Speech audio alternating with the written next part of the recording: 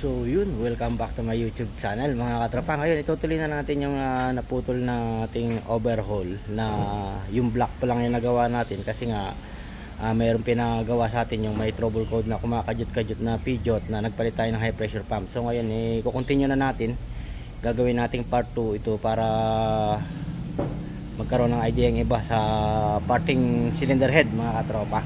Yan. So syempre bago yung lahat, maraming salamat sa pagsuporta sa aking channel, lalong yung mga subscriber, YouTuber, viewers, sa mga patuloy na nagsasubscribe. Maraming salamat sa inyo. Shout out sa inyo mga katropa. Shout out sa Mechanic Group Admin, kay paring Louie, kay paring Janjan, kay Sir Peter Tax at sa ibang group admin, sa ating mga member. Shout out sa patuloy na pagsuporta mga katropa. So yun nga mga katropa, tutuloy natin yung sa cylinder head. So ngayon i-share ko sa inyo mga katropa, total marami naman tayong time ngayon. I-share ko sa inyo yung ikot ng ating camshaft. Hindi mo na natin ilalagay si SLA, hindi mo na natin ilalagay si rocker arm. So itotorque natin siya ng camshaft tapos cap. Tingnan natin yung ikot kung smooth ba. Dahil dito sa ating block, yung kanyang ikot smooth mga katropa kahit may piston. Kinakamay lang natin mga katropa. Ayan o, mapapansin nyo.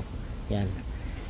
Tapos dito titignan natin kung smooth din yung ikot. Tapos papaliwanag ko lang konti yung basic kung ano yung benefits ng swabe yung ikot ng ating crankshaft tsaka camshaft.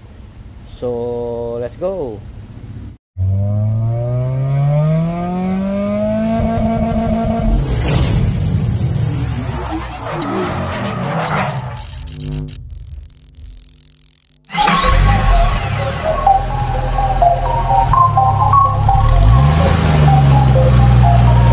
The Mechanic TV.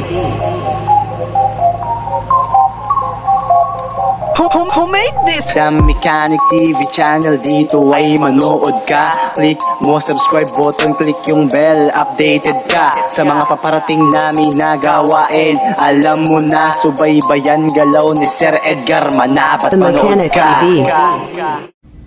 So try natin i-fit yung ating camshaft. Tignan natin kung smooth din yung ikot niya mga katropa.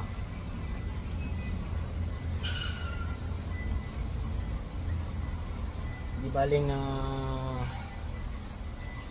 kumain ng time sa pag-assemble natin. I-share ko lang sa inyo para magkaroon ng idea yung iba mga katropa.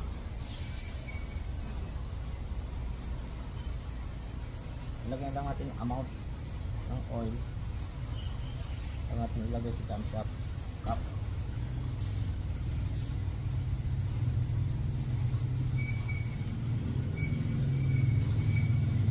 Sa point na to, hindi mo natin lalagay si rocker arm para maikot natin yung camshaft. I-torque lang natin.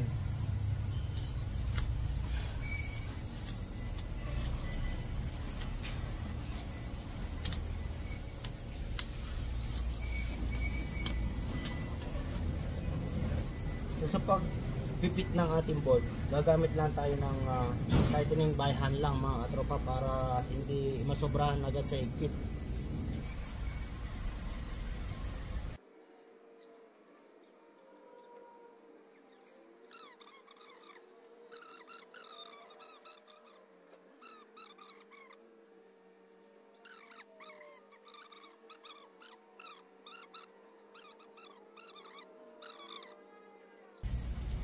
Dito natin malalaman kung smooth yung ikot ng camshaft kasi pag meron ng SLA rocker arm tapos ikotin mo, hindi mo na masyadong mapipil mga katropa yung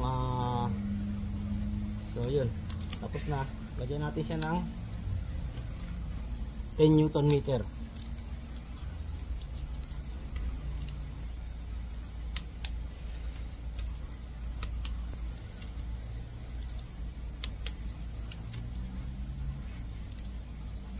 Tapos pag tinutur nyo, alalay lang kayo dito sa torque. Huwag nyo pupwersahin. Hayaan nyo siyang kusang mga katropa.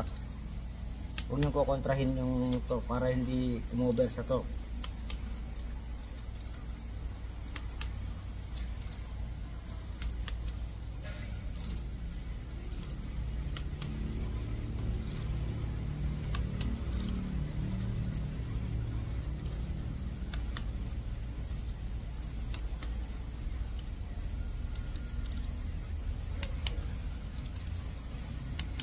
Ito nyo naman, ang baba lang ng torque nya.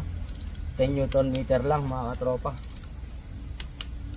Hindi pwedeng umover. Kaya yung ibang nagtotorque is over torque. Minsan, tendency maingay. Kasi kaya umiingay, yung karne kayo ng mga parang squeaking sa parting ibabaw. Kasi nga, over torque yung ating camshaft. Kumbaga, mahigpit. Kaya nagkakaroon ng squeaking mga katropa. So, double check lang natin.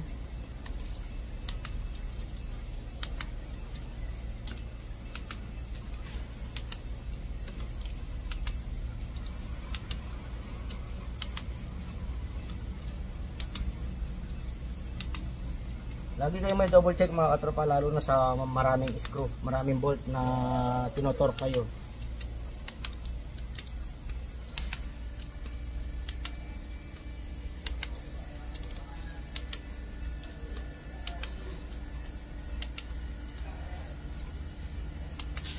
Lalo na at fast moving yung parts na itotorque niyo yung bolt mga katropa.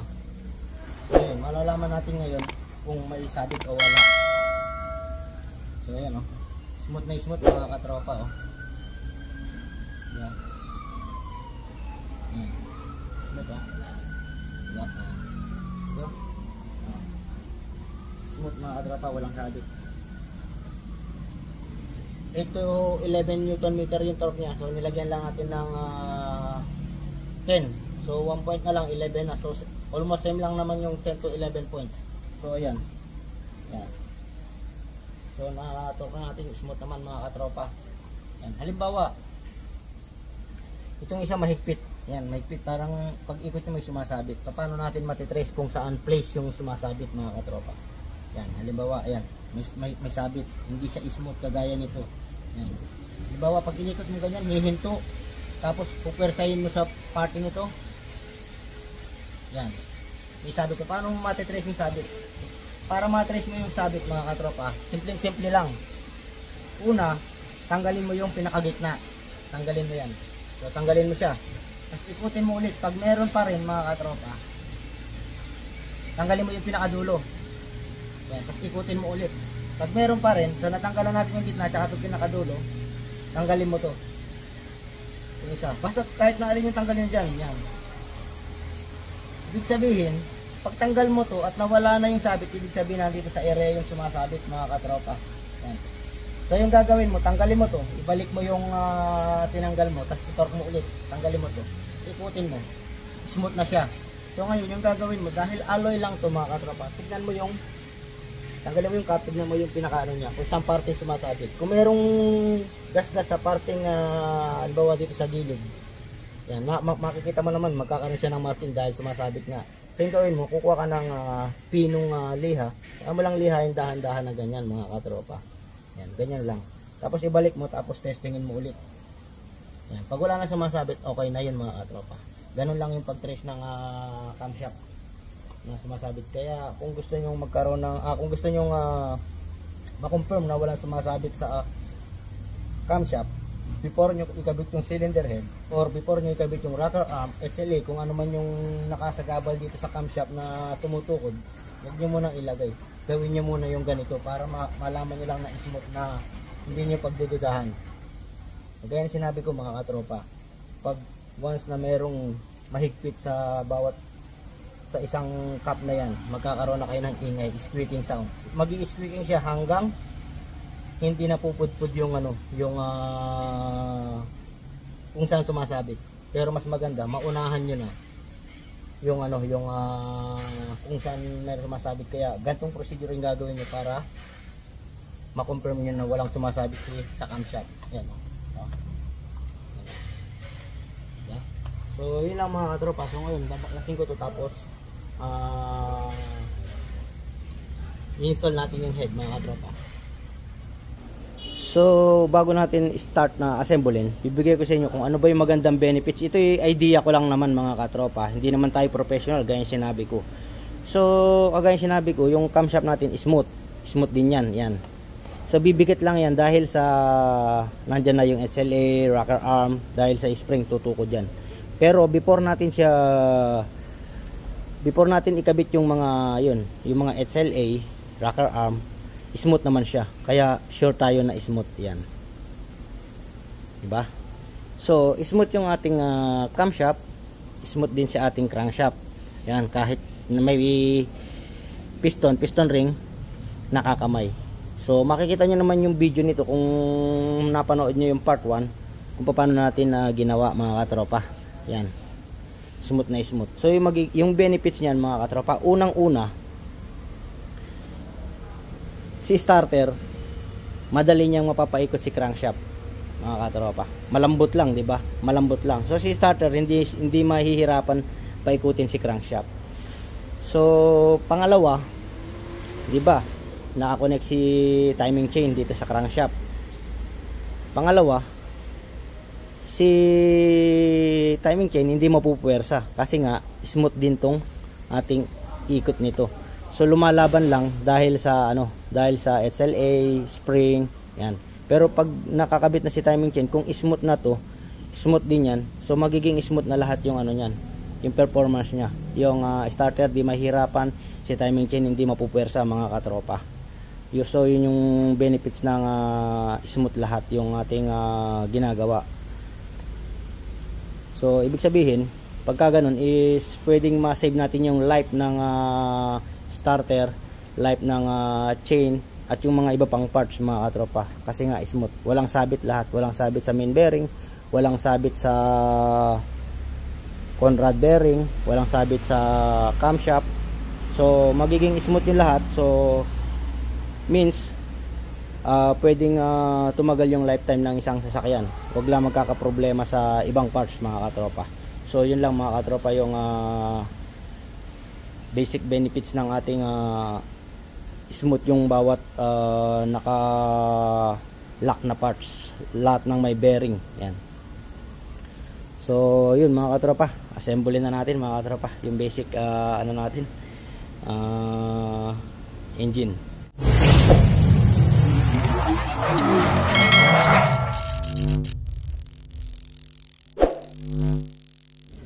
So install na natin si cylinder head mga katropa. Make sure na malinis yung face ng ating lock, face ng ating head. So sa point na to, nilinis ko siya ng thinner. Pinunasan ko yan para lumapat yung maganda yung lapat ng ating rubber mga katropa. So install na natin.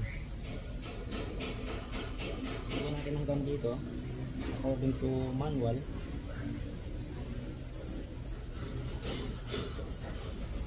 Lagyan natin si gasket.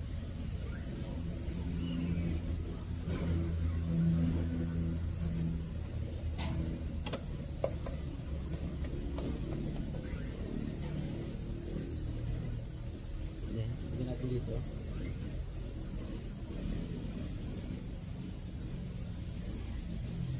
Si corner yan mga katropa, kaya ganyan. So install na natin sa head.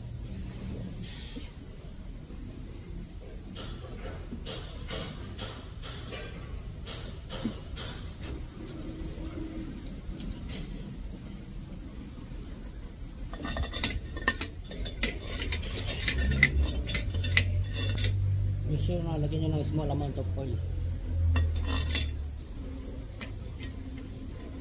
Tapos ihahantay nyo lang mga katropa.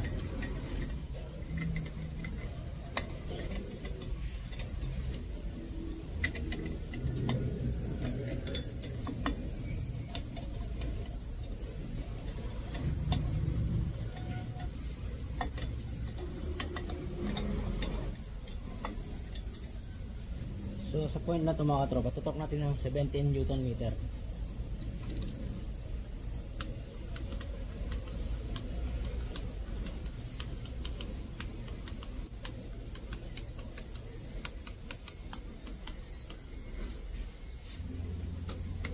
Then next natin 47 Newton meter.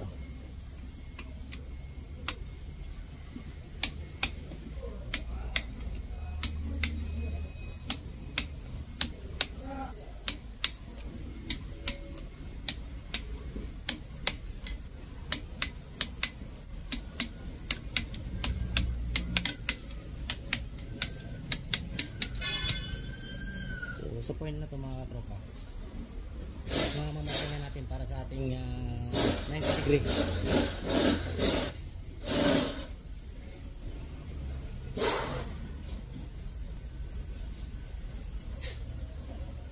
So umpisa natin yung first 90 degree.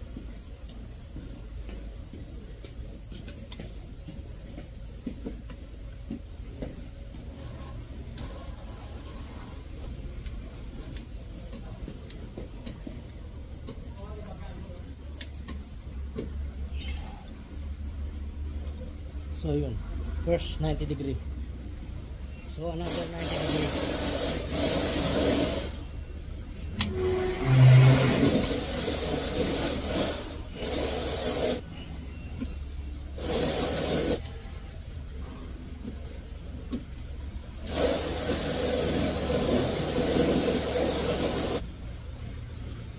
So yun mga katropa, natapos yung 17 Newton meter, 47 Newton meter, plus 90, plus 90. So dalawang 90 degree tayo mga katropa. So next tayo sa SLA. So sa point na to, install na natin si SLA muna mga katropa.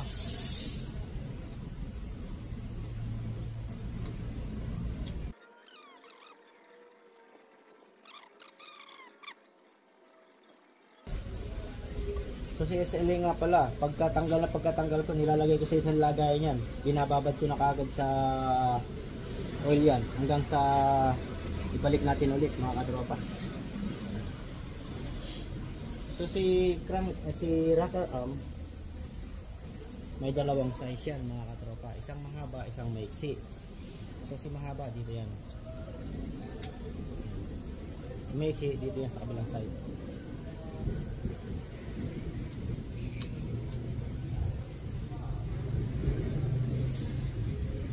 Ngayon na natin si mahaba.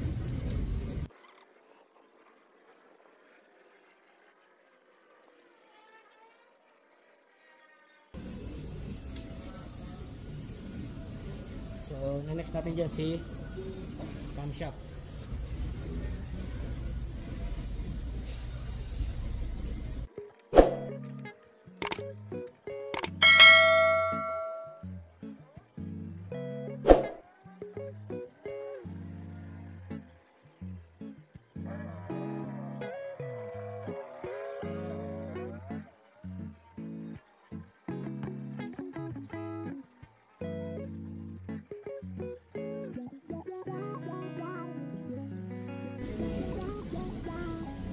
So yun, sa point na ito mga katropa, ito-torque natin siya ng 8 to 11 Newton meter.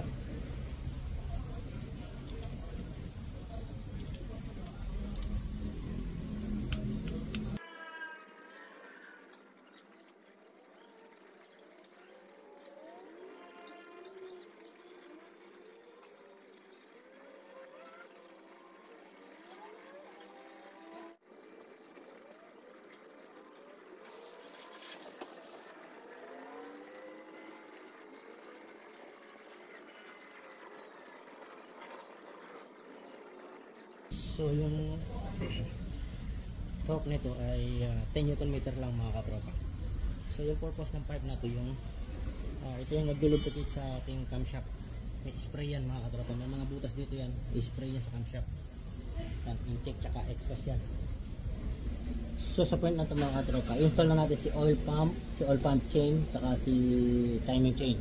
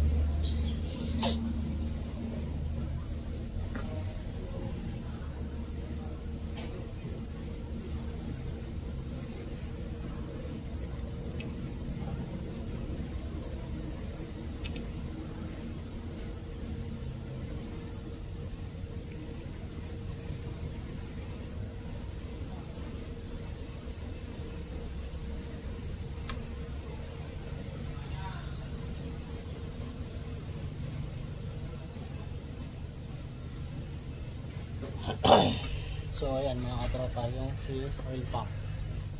So wala naman siyang timing actually mga katropa. So lagi ko lang pinaposition yung nasa ibaba ito pa ganyan. So ito yung marking niya. So nag-space ako ng isa para dito sa dalawa na to. Yan. Ganyan. So meron siyang space 0 plus yung kulay niya pupunta dito sa center. Center dito sa baba. Yan.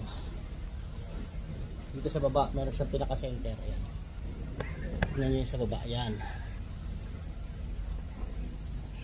Yan. So center niyo lang siya rito, tapos ganyan. So ito, tapos yung syempre yung tensioner niya, yan. Ito yung tensioner. So yan lang yung position niyan mga katropa.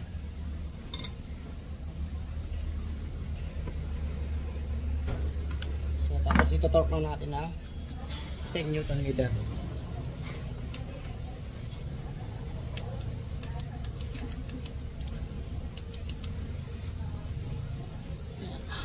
Lagyan na natin yung sa taas mga katropa.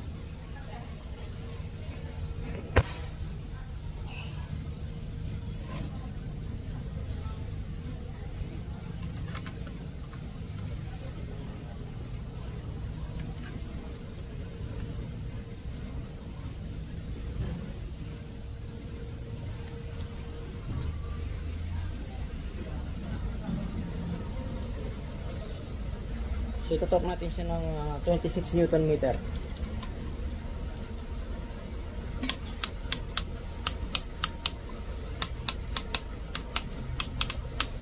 So install na natin si support cover.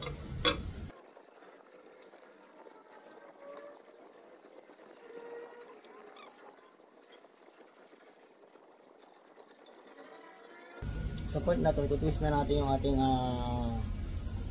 engine, itatayo na natin, i-install na natin si timing chain.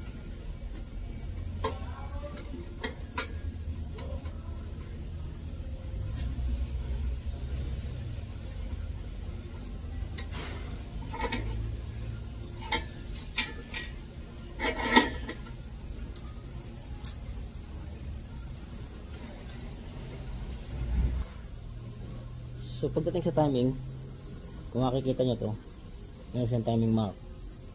So itatapat natin dito yan sa pinaka-line ng cylinder head. So ito rin itatapat din natin. So pagdating naman dito sa taas, meron siyang timing mark din mga katropa. Ayan.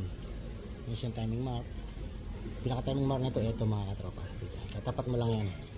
Pagdating sa baba, oops. Meron siyang timing mark.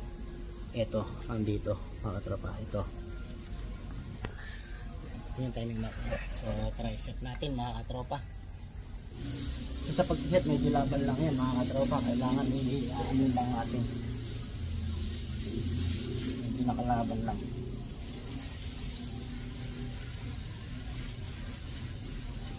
So hindi naman tayo mahirapan kasi nga meron siyang kulay mga katropa. May kulay yung ano, may kulay yung timing chain kung saan natin itatapat yan. Kung mapapansin nyo, ito laban. So gagamit tayo na, gamit muna tayo nito para ma-i-ano natin yan, para maitapat natin. Yes. Natapat na siya. So syempre kakalas yan, kailangan alalayan. Ayan natin ang ganyan. Ayan natin. Siyempre, para hindi sumala. So, tatapat na natin dito para hindi na tayo mahirapan. Ayan.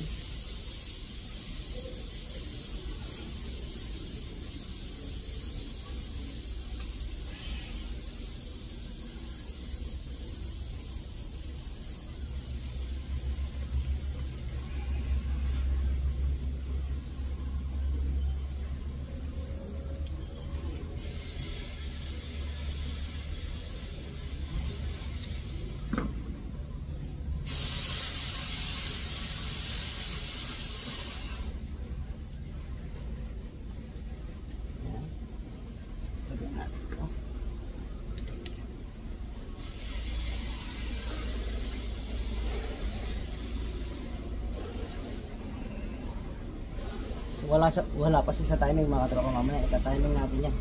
So sineset na lang natin yung ating mga guide.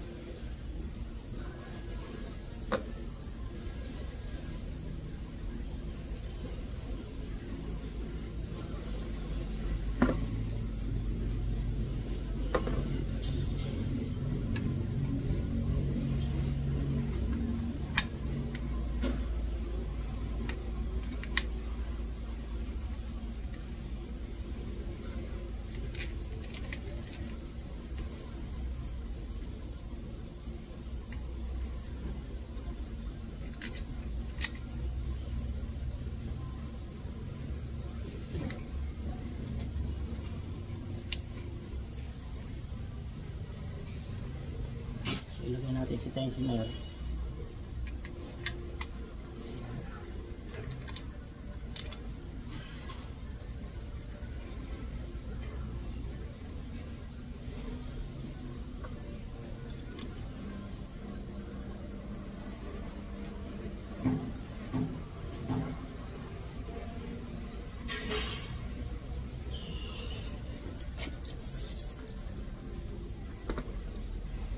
Hit lang natin yung mga bolt.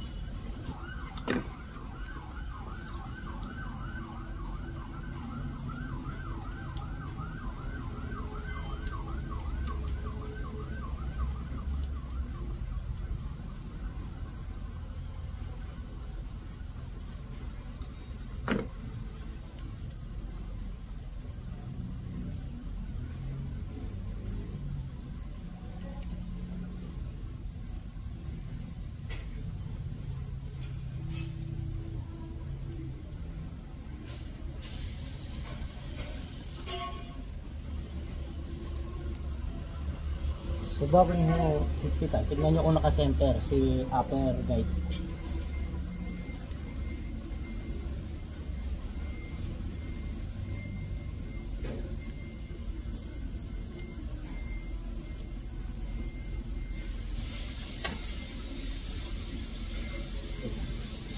So pwede na natin i-torque yung mga guide natin, ay yung mga bolt ng guide natin.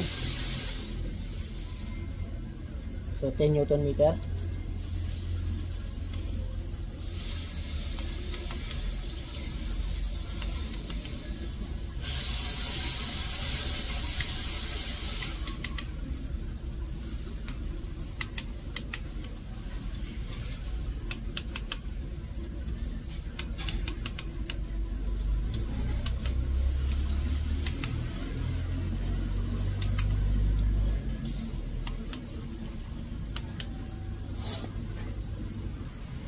So after natin ma-set up yung timing, ito na yung timing mga katropa. So pagdating sa oil pump, ayan, papakita ko sa inyo mga katropa. Pagdating sa oil pump, so sineset ko lang siya ng naka-slant, ayan. Tapos hindi naman siya talagang sakto-sakto rito mga katropa. So between ng kulay, ito yung inaano ko, ayan, kulay tapos isang walang kulay. Before nang may kulay, ayan, isang ano yan. So pagdating dito sa taas sa oil pump ay naka-center. Ayan, naka-center dito yung isang kulay niya. Wala naman siyang marking mga katropa. So sinunod ko lang yung kulay ng chain. Ayan. After ng kulay, isang walang kulay. So pagdating dito sa crankshaft, ayan, meron siya, ayan. Meron siyang marking, ito yung marking niya. Dito sa yellow.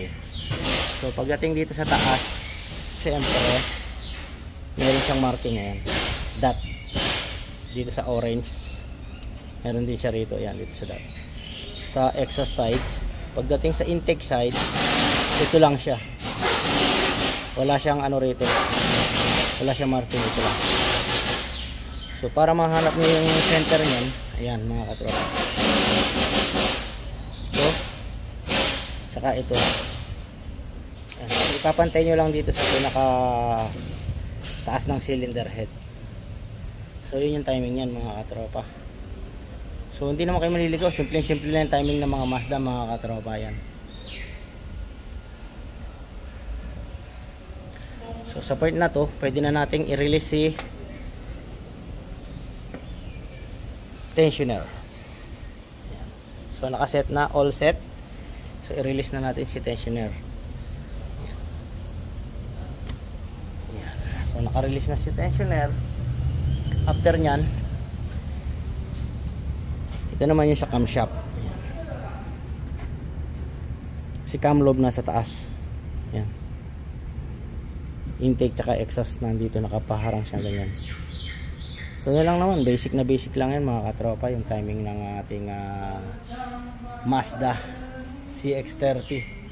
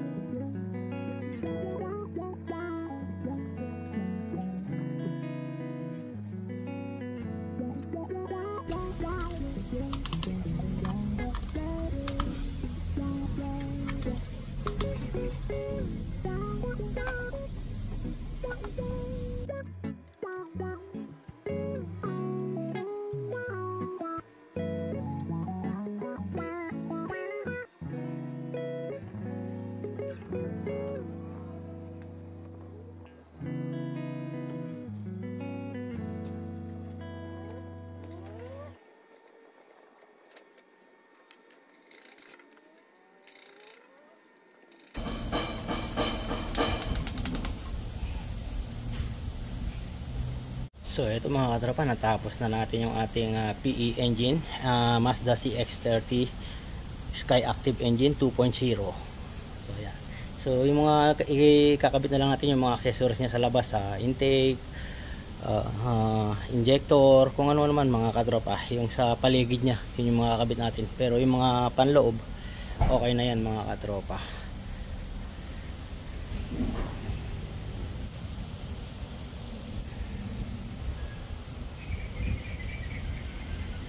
So yun mga katropa, sana nakakuha kayong idea sa mga ginawa natin dito sa part 2 ng ating video ng Mazda Skyactiv 2.0 PE engine. So hanggang sa muli, stay safe.